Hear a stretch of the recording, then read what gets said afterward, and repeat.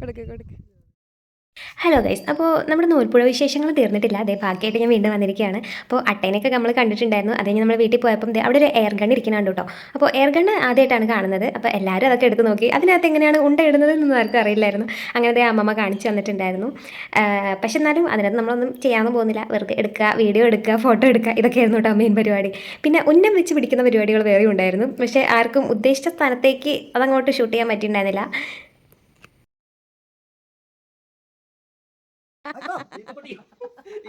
അമ്മമ്മ അതൊക്കെ കാണിച്ചു തന്നു വെച്ചാൽ എങ്ങനെയാണ് അത് തുറന്ന് അതിൻ്റെ അകത്ത് സാധനം ഇടുന്നത് ആർക്കും മനസ്സിലായില്ല കേട്ടോ. അപ്പോൾ കസിൻ വീണ്ടും അതെടുത്ത് കാണിച്ചു തന്നു.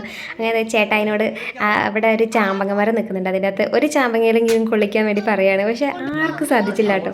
ഞാനും ലാസ്റ്റ് എടുത്തിട്ടുണ്ടായിരുന്നു. എനിക്കാണെങ്കിൽ ആ തോക്ക് പൊങ്ങുന്നുണ്ടായിരുന്നില്ല, നല്ല വെയിറ്റ് ഉണ്ടായിരുന്നു കേട്ടോ. ഞാൻ പിടിച്ച സ്റ്റൈൽ തന്നെ കണ്ടാൽ നിങ്ങൾക്ക് എല്ലാവർക്കും അറിയാതെ എനിക്ക് പിടിക്കാൻ പറ്റുന്നില്ല. അത് പിന്നെ വെറുതെ വീഡിയോയ്ക്ക് പോസ്റ്റ് ചെയ്യാൻ വേണ്ടി മാത്രം ഞാൻ പിടിച്ചതാണ്.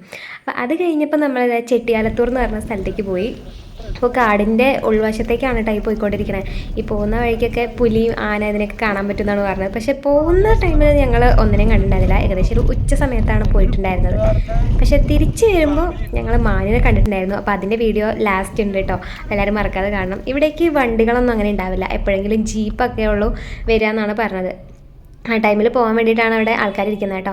അപ്പോൾ ഞങ്ങൾ നേരെ പോയത് അവിടെ മീൻ വളർത്തുന്നൊരു സ്ഥലം ഉണ്ടായിരുന്നു. അപ്പോൾ കുറേ ടൈപ്പ് മീനുകളുണ്ട് കേട്ടോ.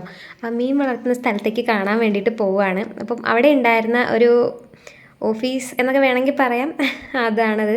അപ്പോൾ മൺകുടിൽ പോലെയാണ് കേട്ടോ ഉണ്ടാക്കി, മണ്ണും കൊണ്ട് ഉണ്ടാക്കിയതാണ്. നല്ല ബലമുണ്ട് കേട്ടോ. ഞാൻ വെറുതെ തൊട്ടൊക്കെ നോക്കിയിട്ടുണ്ടായിരുന്നു. പിന്നെ അതേ അറ്റത്തൊരു മീൻ കിടന്ന് പിടയ്ക്കുന്നത് കാണുന്നുണ്ടോ. അതെങ്ങനെയോ വലയുടെ മുകളിലേക്ക് ചാടിയിട്ട് അതിൽ പെട്ടുപോയതാണ്. ഇനിയിപ്പോൾ അത് ചത്തുപോകും. അങ്ങനെ വേറൊരു മീനും കൂടി ഞങ്ങൾക്ക് അതേ സൈഡിൽ നിന്ന് കിട്ടിയിട്ടുണ്ടായിരുന്നു.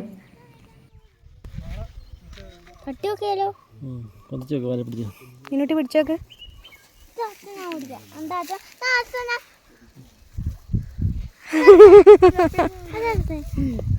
ഇത് നമ്മുടെ മീനുട്ടിയാണ്. മീനുട്ടീനെ അപ്പോൾ എല്ലാവർക്കും അറിയാമല്ലോ അല്ലേ. അവൾക്ക് മീനിനെ പേടിയായതെന്നാണ് ഞാൻ വിചാരിച്ചിരുന്നത്. പക്ഷേ അവൾക്ക് ഇപ്പോൾ പേടിയൊന്നുമില്ല കേട്ടോ. കാരണം അവളെ വീട്ടിൽ ഇതുപോലൊരു മീൻകുളം ഉണ്ടാക്കിയിട്ടുണ്ട്. അപ്പോൾ അതിനകത്തുള്ള മീനൊക്കെ കണ്ടുകൊണ്ട് കുട്ടിക്ക് ഇപ്പോൾ പേടിയൊക്കെ പോയിട്ടുണ്ട് കേട്ടോ. തട്ടൊക്കെ ഇട്ടായിരുന്നു. ഞങ്ങൾ ഈ നടന്നു പോകുന്ന സ്ഥലത്ത് കൂടെയൊക്കെ നിലത്ത് ഇങ്ങനെ ഞണ്ടിൻ്റെ കുഴികളൊക്കെ ഉണ്ടായിരുന്നു കേട്ടോ. ഞണ്ട് തന്നെയാണോ പാമ്പാണോ എന്ന് എനിക്കറിയില്ല. ഞാൻ ഞണ്ടെന്ന് അങ്ങോട്ട് വിശ്വസിച്ചു. അങ്ങനെ അതുവഴിയൊക്കെ അങ്ങനെ നടന്നു പോകണേ. ഇനി നമ്മൾ വേറൊരു സ്ഥലത്തേക്കും കൂടി പോകുന്നുണ്ട്. അപ്പോൾ അതിന് മുന്നേ ദേ അപ്പൂപ്പന്താടിയില്ലേ, ചെറുത് ചെടിയിലുണ്ടാകുന്ന നിങ്ങൾക്കൊക്കെ അറിയാമെന്ന് ഞാൻ വിചാരിക്കണം. അപ്പം അത് വരച്ച് അവൾക്കൊന്ന് ഊതാൻ വേണ്ടി കൊടുത്തിട്ടുണ്ടായിരുന്നു. ഒരെണ്ണം ഊതിയപ്പം പോകുന്നില്ല എന്ന് പറഞ്ഞാൽ അവൾ ഓടിപ്പോയി കേട്ടോ. പിന്നെ ബാക്കി ഞാൻ അങ്ങോട്ട് ഊതി പറപ്പിച്ചു.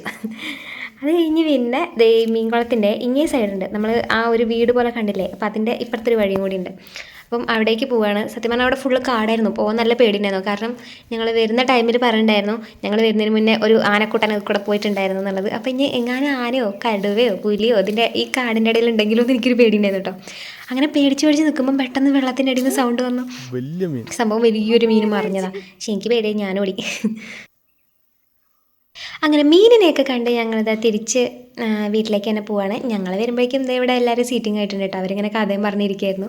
പിന്നെ അവിടെ നിന്ന് ഇറങ്ങിയപ്പോൾ വേലിയുടെ സൈഡിൽ ഈ ബബിൾ വരുന്നൊരു ചെടിയില്ലേ, തണ്ട് ഇങ്ങനെ പൊട്ടിച്ചാൽ അതിൻ്റെ കറയിൽ ഇങ്ങനെ ഊതിക്കഴിഞ്ഞാൽ ബബിൾ വരുന്നത് ഇതുപോലെ. അപ്പോൾ ഇതാർക്കെങ്കിലുമൊക്കെ അറിയോ? അറിയുന്നവരൊക്കെ ഒന്ന് കമൻറ്റ് ചെയ്യാം കേട്ടോ. ഒരു റെഡ് ഹാർട്ടെങ്കിലും കമൻറ്റ് ചെയ്യാൻ പ്രതീക്ഷിക്കുന്നു. ഉണ്ണി മീനൊക്കെ അത് ആദ്യമായിട്ടോ കാണുന്നത്. അപ്പോൾ ഇവർക്ക് ഭയങ്കര കൗതുകമായിരുന്നു. അപ്പോൾ ഞാൻ പൊട്ടിച്ചു കൊടുത്തു. അവർക്ക് എങ്ങനെയാണ് അത് പൊട്ടിച്ചിട്ട് ഊതുന്നതെന്ന് അറിയില്ല. അപ്പോൾ ഞാൻ ഉണ്ണിക്ക് പൊട്ടിച്ചു കൊടുത്തപ്പം ചേച്ചി ഇതേ മീനുട്ടിക്ക് കാണിച്ചു കൊടുക്കുന്നുണ്ട്. അപ്പോൾ അതിനകത്ത് ഊതുമ്പം ബബിൾ വരികയാണല്ലോ. അപ്പോൾ ഭയങ്കര സന്തോഷമായിരുന്നു അവർക്ക്. പിന്നെ ഞങ്ങൾ പോകുന്ന വയ്ക്ക് ഇതേ അറ്റത്തൊരു കാട്ടുപോത്തിൻ്റെ തല ഇരിക്കുന്നുണ്ട്. അത് ഞങ്ങൾ അടുത്ത സ്ഥലത്തേക്ക് പോയപ്പം കാപ്പിച്ചെടിയുടെ തലപ്പിലായിട്ട് ഒരു കാട്ടുപോത്തിൻ്റെ തല, അതായത് സ്കള്ള് മാത്രം ഇങ്ങനെ കുത്തി വെച്ചിട്ടുണ്ട്. അപ്പോൾ ഇത് ഒറിജിനൽ കാട്ടുപോത്ത് തന്നെ കേട്ടോ. അതിൻ്റെ അകത്ത് നിന്ന് പല്ലൊക്കെ ഊരി ചാടിയിട്ടുണ്ടായിരുന്നു. അപ്പോൾ അതിൻ്റെ ഫോട്ടോ ആണ് കേട്ടോ അത്. പിന്നെ ഞങ്ങളത് എടുത്ത് ജസ്റ്റ് ഒന്ന് ഫോട്ടോ എടുത്ത് അവിടെ തന്നെ വെച്ചിട്ട് പോയിട്ടോ. ഈ കാണുന്ന ഫുള്ള് കാടിൻ്റെ അകംവശമാണ്. ഇവിടെ ആനയും പുലിയൊക്കെ വരുന്നതാണ് കേട്ടോ. അപ്പോൾ ഇവിടെ ആൾക്കാരൊക്കെ കുറേ പേരെ ഒഴിപ്പിച്ചു കാടായതുകൊണ്ട്. എങ്കിലും ഇപ്പോഴും പോകാത്ത ആൾക്കാർ ഇവിടെ കുറച്ചും കൂടി ഉണ്ട് കേട്ടോ. പിന്നെ ഇവിടുത്തെ ഒരു പ്രത്യേകത എന്ന് പറയുന്നത് ഇവിടെ കറണ്ട് ഇല്ല, ഇൻ്റർനെറ്റ് കണക്ഷൻ ഇല്ല. അങ്ങനെ പുറം ലോകമായിട്ട് ബന്ധപ്പെടാൻ വേണ്ടിയിട്ട് അവർക്ക് സോഷ്യൽ മീഡിയാസ് അങ്ങനെ ഒന്നും യൂസ് ചെയ്യാൻ പറ്റിയൊരു സാഹചര്യമല്ല ഇവിടെ ഉള്ളത്. അപ്പോൾ ഇങ്ങനെയൊക്കെ ഒരു പ്രത്യേക സാഹചര്യം തന്നെയായിരുന്നു കേട്ടോ അവിടെ. ഓക്കെ ബൈ, അടുത്ത വീഡിയോയിൽ വീണ്ടും വരാം.